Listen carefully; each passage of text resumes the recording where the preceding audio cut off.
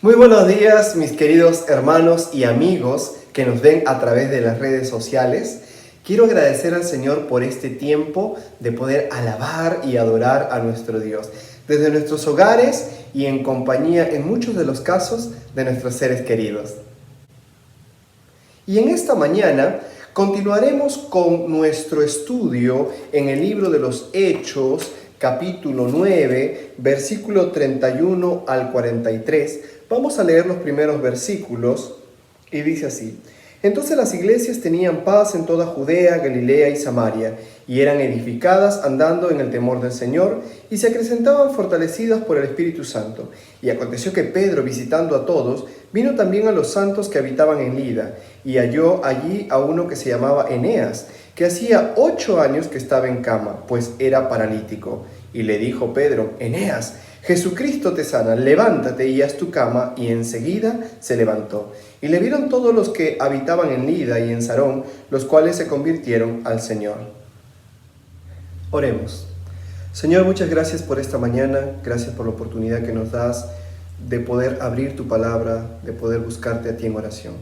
Señor, te queremos pedir que ahí donde estamos podamos entender, Señor, el mensaje que tú tienes para cada uno de nosotros, que pueda ser de ánimo y de fortaleza para nosotros, para nuestra familia, para nuestros amigos.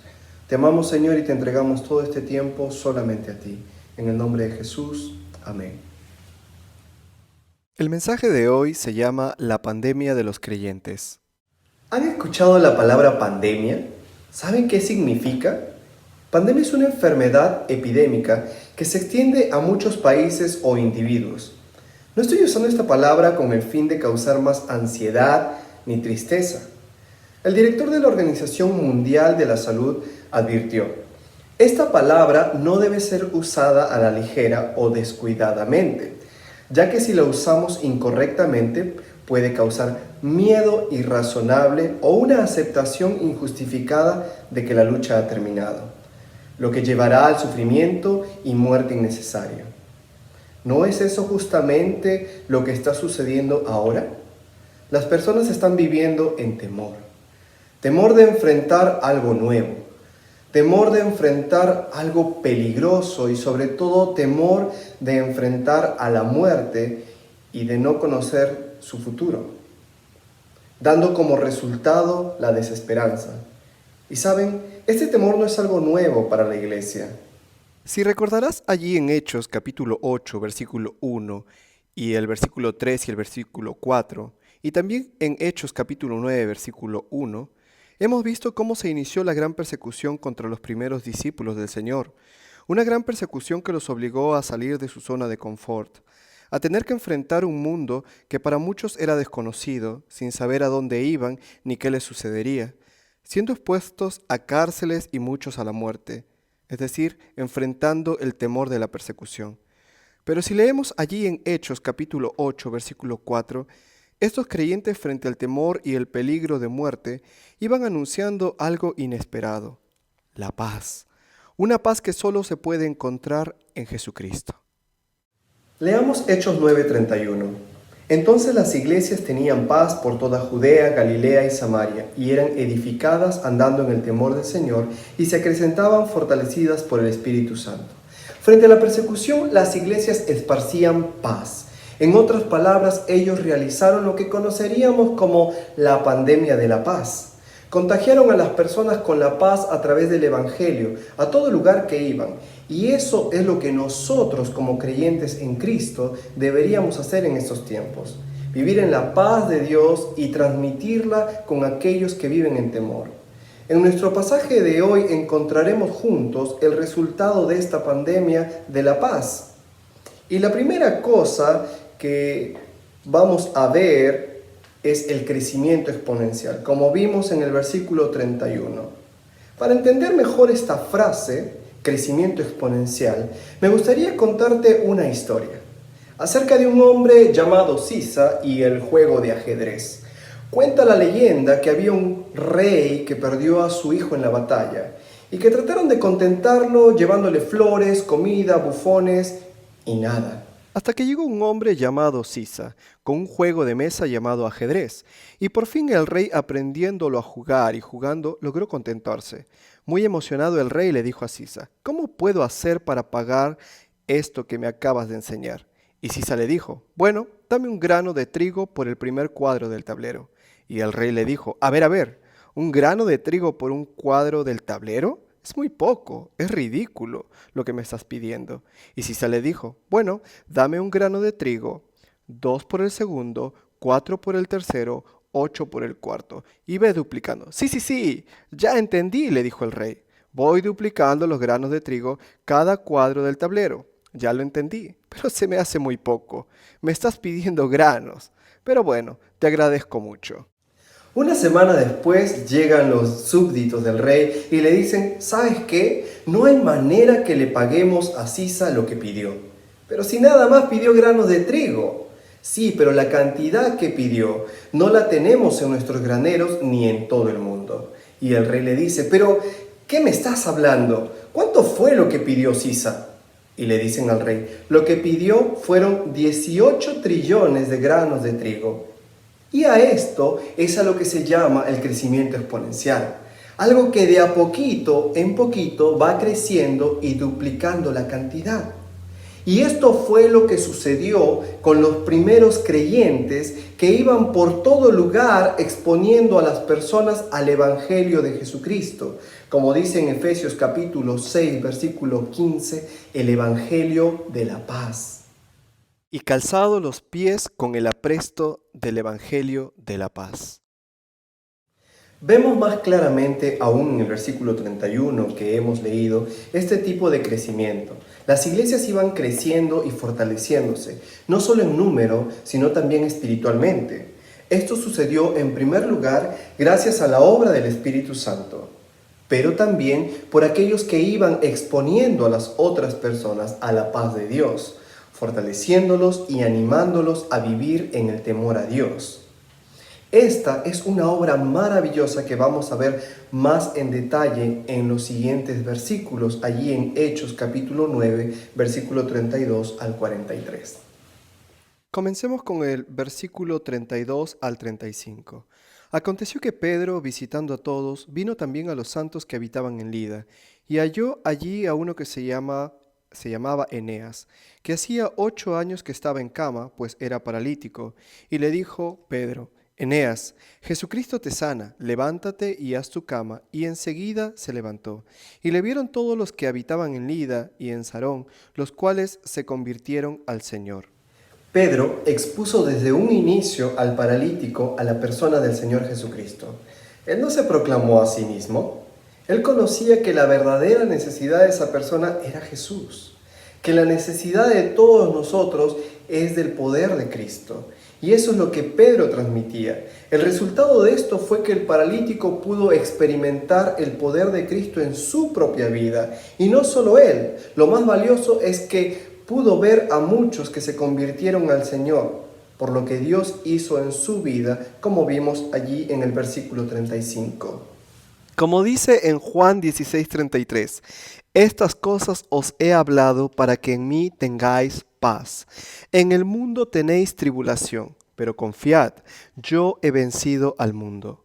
Y en este tiempo es justamente a lo que el mundo necesita ser expuesto, a la persona del Señor Jesucristo, ya que solo Él nos da la verdadera paz y es nuestro deber exponerlos a esa paz. ¿Lo estamos haciendo? ¿O estamos acrecentando más el temor en las personas? ¿Qué más podemos ver en este pasaje? Veamos allí en el versículo 36 al 43. Había entonces en Jope una discípula llamada Tabita, que traducido quiere decir Dorcas. Esta abundaba en buenas obras y en limosnas que hacía. Y aconteció que en aquellos días enfermó y murió. Después de lavada la pusieron en una sala. Y como Lida estaba cerca de Jope, los discípulos, oyendo que Pedro estaba allí, le enviaron 2 hombres a rogarle: no tardes en venir a nosotros. Levantándose entonces Pedro fue con ellos, y cuando llegó, le llevaron a la sala donde le rodearon todas las viudas, llorando y mostrando las túnicas y los vestidos que Dorcas hacía cuando estaba con ellas. Entonces, sacando a todos, Pedro se puso de rodillas y oró, y volviéndose al cuerpo dijo: Tabita, levántate. Y ella abrió los ojos, y al ver a Pedro se incorporó. Y él, dándole la mano, la levantó entonces, llamando a los santos y a las viudas, la presentó viva. Esto fue notorio en toda Jope, y muchos creyeron en el Señor. Y aconteció que se quedó muchos días en Jope, en casa de un cierto Simón curtidor. Qué hermoso ejemplo de vida el que vemos en estos pasajes. Dorcas, una mujer que dejó un gran testimonio de amor y entrega por los demás.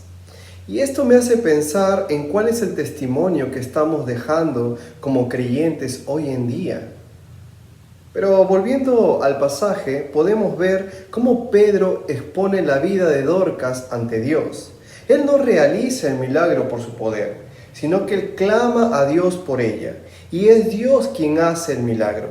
Esto es justamente lo que debemos hacer como creyentes hoy en día: orar por aquellos que están pasando por temor, por aquellos que están sufriendo, orar por la sabiduría para nuestras autoridades y por las decisiones que deben tomar frente a este tiempo. Levantemos un testimonio de fe y oración, y no de temor e inseguridad. El resultado de la actitud de Pedro la vemos en el versículo 42. Muchos creyeron en el Señor. Que tu testimonio sirva para que más personas se acerquen al Dios de paz. Hagamos como dice allí en el versículo de Filipenses capítulo 4, versículos 6 al 7. Por nada estéis afanosos, si no sean conocidas vuestras peticiones delante de Dios, en toda oración y ruego con acción de gracias. Y la paz de Dios, que sobrepasa todo entendimiento, guardará vuestros corazones y vuestros pensamientos en Cristo Jesús. Tú que ya conoces a Jesucristo y que disfrutas de la paz con Dios, no vivas en temor, sino que expongamos al mundo al Dios de paz. ¿Cómo? Confiando en lo que Dios está haciendo y permitiendo, fortaleciéndote en su paz, como podemos ver en Filipenses 4, 6 al 7. Segundo, fortaleciendo a los más débiles y animándolos a confiar en las promesas de Dios, como podemos ver en 1 Tesalonicenses capítulo 5, versículo 11 y Gálatas capítulo 6, versículo 2. Y tercero, guiando a las personas que aún no conocen a Cristo y que se encuentran sin esperanza y en temor. Guíalos hacia Él, porque la paz que necesitan solo la hallarán en Jesús, como podemos ver en Juan 16:33. Quisiera terminar con esta imagen de algunos de los memes que se hacen en relación al aislamiento. Y aunque estas imágenes nos den risa, muchos hoy en día se quejan de este tiempo de aislamiento y hasta hacen burlas. Se quejan del tiempo que deben pasar en casa, con sus familias, con sus hijos, la falta de trabajo. Pero como creyentes debemos ser obedientes y prudentes, aprovechando bien el tiempo. De forma personal, buscando más al Señor y dependiendo y conociendo más de Él a través de su palabra, orando de forma más continua. En lugar de lamentarnos por estos tiempos, convirtámoslo en nuestro mejor tiempo de comunión con el Señor. En relación a tu familia, guiándolos a la paz de Cristo. Comparte la palabra de Dios con ellos. Aunque no podamos reunirnos cada domingo, eso no significa que estamos en cuarentena de nuestra vida cristiana. Al contrario, leamos la Biblia en nuestros hogares. Enseñemos a nuestros hijos a orar. Realicemos pequeños servicios e involucremos a nuestra familia en ello.